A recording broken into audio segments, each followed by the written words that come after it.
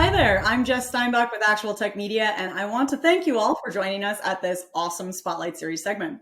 Today, I will be chatting with Jimmy Tam, CEO of Peer Software. Jimmy, thank you so much for being here with us. Thanks for having me, Jess. It's a pleasure to meet you. Well, let's start out with the basics. Tell us about Peer Software. Sure. Peer Software, we are a global enterprise software company focused for the last 30 years on one thing and one thing only: the ability to enable our customers to create a modern distributed file system.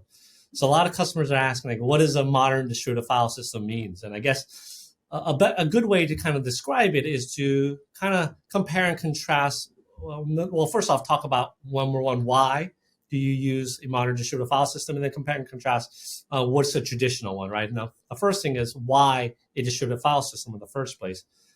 Companies that usually that want to adopt a modern distributed file system or a global file system or global file service, these are all, these terminologies is very interchangeable in the industry. But the companies that really want to adopt these technologies have certain characteristics. Number one, they're multi-site, right? That they have workforces, people and employees or contractors that are spread out all over the world, all over the country, or all over the world. And they need to make sure that data is close to those end users and applications, purely for the reasons of performance. Mm-hmm. So that's the number one characteristic of any adopter of a modern distributed file system. Then the second reason why most companies will adopt a distributed file system is for high availability. By having data synchronized, replicated, or mirrored across multiple systems, you're going to have automatic failover and failback across the system. So not only do you have higher productivity, but you also have higher availability across it. Now, these technologies have been around for a very long time, but from a traditional sense, most distributed file systems or global file systems, or some of the modern vernacular even calls these things cloud storage gateways. Those technologies historically have been very much centered around, choosing one technology vendor to buy your DFS or GFS from. And that's where we're different.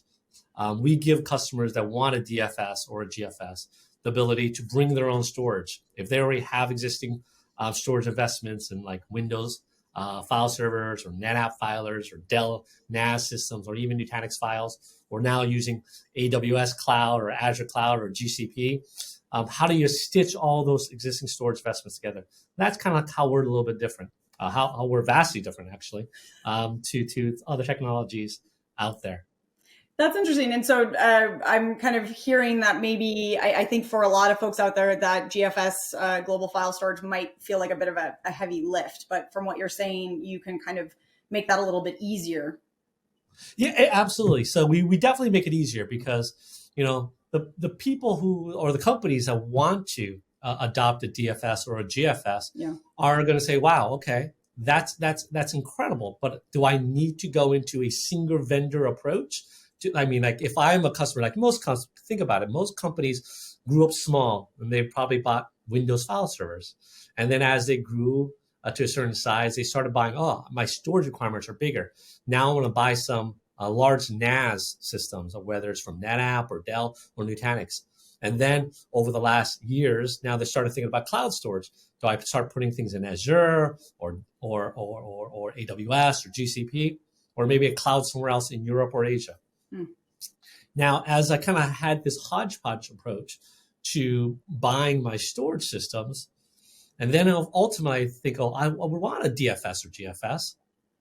Then you start taking a look at some of the solutions out there in the marketplace, like our competition, and they'll say, hey, if you like this, then great, get rid of all that existing storage that you already bought. Get rid of all of it, and just come on board with us and buy new storage and move into our ecosystem. Mm-hmm. And so whereas that sounds like, from a consumer-centric perspective, it sounds easy because you're, single vendor, one throat to choke, that's great. But from a CFO perspective and a COO perspective, it's very costly, number one, because you got to throw away all your existing storage investments. But also you got to throw away all your training that you've done with all your employees in the past and understanding how to use those large NAS systems and how all your processes you built into those systems. Right. Whereas with us, we just say, hey, keep your existing storage and then overlay our software on top of it, because we have partnerships with all those major storage vendors. And now you're able to mix and match your storage systems and create a DFS, a distributed file system, on top of it. So it's much easier. And it's seamless. You can literally, with our software, install a DFS within 90 minutes with your existing storage. Okay. So Jimmy, you're actually raising something that I find really interesting, is that balance between convenience and security and business needs and user and end user experience. Obviously that's a complicated balance. Is that something that you feel that Pure Software can help with? Oh, absolutely. So, I mean, you think about just convenience today, right? I think the pandemic especially has shown us that the world changes, and it changes very quickly. Yes. And we need to be able to use the technologies that we already have on hand. Just to think about it, just over the last few years, there was a massive supply chain crunch. Even today, to this day, a lot of times when you want to go, I want to buy a new laptop or I want to buy a new server system, some of these parts just aren't available. So you got to make do with what you have. So for customers that already have a Windows file server, or they already have a Dell laptop at home, how do you interconnect all these different storage systems that you already have?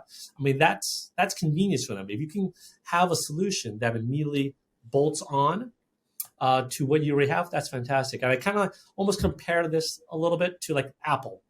If you bought Apple, which is great, if you want to airdrop something, you better only airdrop it to another Apple iPhone. But with Pure, if you have heterogeneous storage systems, you're able to interconnect all of those things seamlessly. I love that. Jimmy, thank you so much for being here and telling us a bit more about Pure Software. I wish we could keep going, but we're going to have to wrap it there. If somebody wants to jump in and learn a little bit more, what should they do? What's their first step?